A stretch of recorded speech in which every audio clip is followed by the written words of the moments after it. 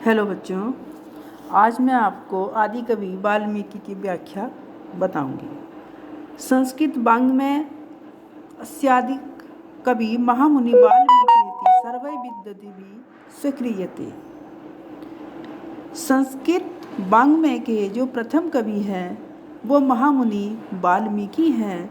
सर्वै सभी विद्वान इस बात को स्वीकार करते हैं। महामुनिना रम्या रामायणी कथा स्वरचिते काव्य ग्रंथे निबंधा। महामुनि वाल्मीकि ने सुंदर रामायण कथा को अपने काव्य ग्रंथ में निबद्ध किया है, लिखा है। भगवतो रामस्य चरितमस्माकं देशस्य संस्कृतेश्च प्राणभूतं तिष्ठति। भगवान राम का जो चरित्र है वो हमारे देश के लिए भी और हमारी संस्कृति के लिए भी क्या है? प्राणभूत है, आधार है। वस्तुतः महामुने वाल्मीकिरेत्य महामात्यमस्ति। वास्तव में भगवान वाल्मीकि की जो महानता है वो यह है कि यत्तेन रामस्य लोक कल्याण कारकम रम्यम आदर्शभूतम रूपम जनानां समक्षम उपस्थितम। वस्तुतः भगवान वाल्मीकि की जो महानता है वो ये है कि उन्होंने राम के लोक कल्याणकारी सुंदर और आदर्शभूत रूप को मनुष्यों के समक्ष उपस्थित किया, या जनता के समक्ष उपस्थित किया।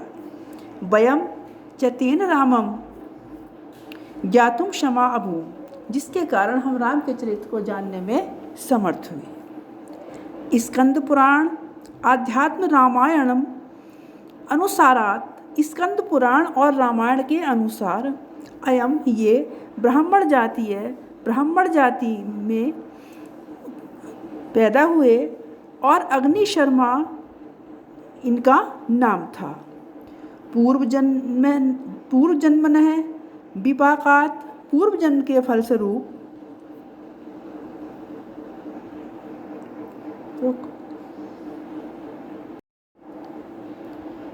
पूर्व जन्म के पाप के फलस्वरूप परधन लुंठन व्यवास्य कर्मभूता।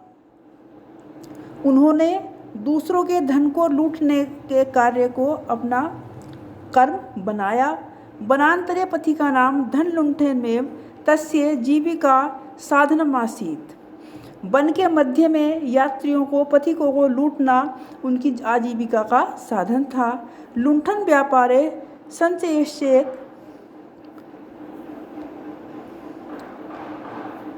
प्राणघातो अपि स संकोचम न करोत्। धन लूटते समय यदि उन्हें किसी के प्राण भी लेने पड़ते तो वो उसमें कोई संकोच नहीं करते थे।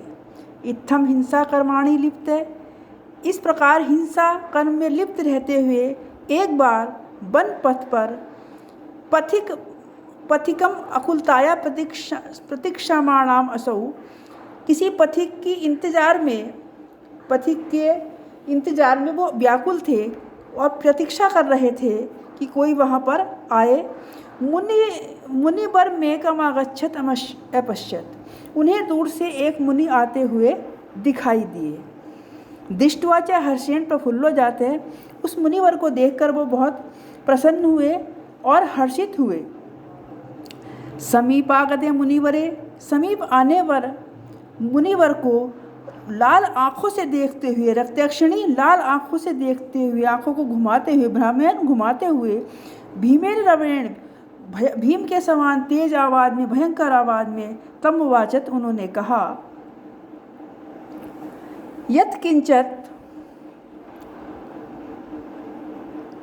तत्वास्ति तत्सर्वं मह्यम देहि, तुम्हारे पास जो भी कुछ है वो मुझे तुरंत दे दीजिए। देहि नो चेत प्राण संशय भविष्यति, यदि आप देने में मुझे देर लगाएंगे तो आपके प्राणों का संशय होगा, आपके प्राण जा सकते हैं।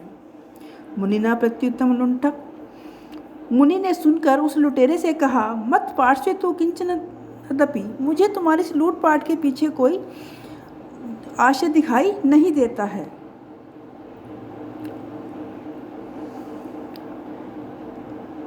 त्वं पृच्छामि, मैं तुमसे पूछता हूँ, किम करोषि लुण्ठितेन धनेन, तुम इस धन को लूट कर क्या करते हो। इदम पाप कर्मम किमति न जानासि, ये पाप कर्म है, क्या तुम नहीं जानते हो। जानामि, जानता हूँ, तथापि फिर क्यों करते हो। लुण्ठितेन धनेन, लूटे हुए धन से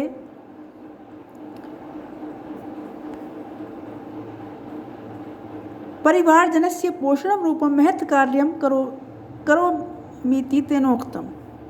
मैं इस लूटे हुए धन से अपने परिवारजनों का पोषण रूपी महान कार्य करता हूँ। मुनि पृच्छत, मुनि ने फिर पूछा, पाप कर्मणार्जितेन वित्तेन पोषितास्तव परिवार सदस्या।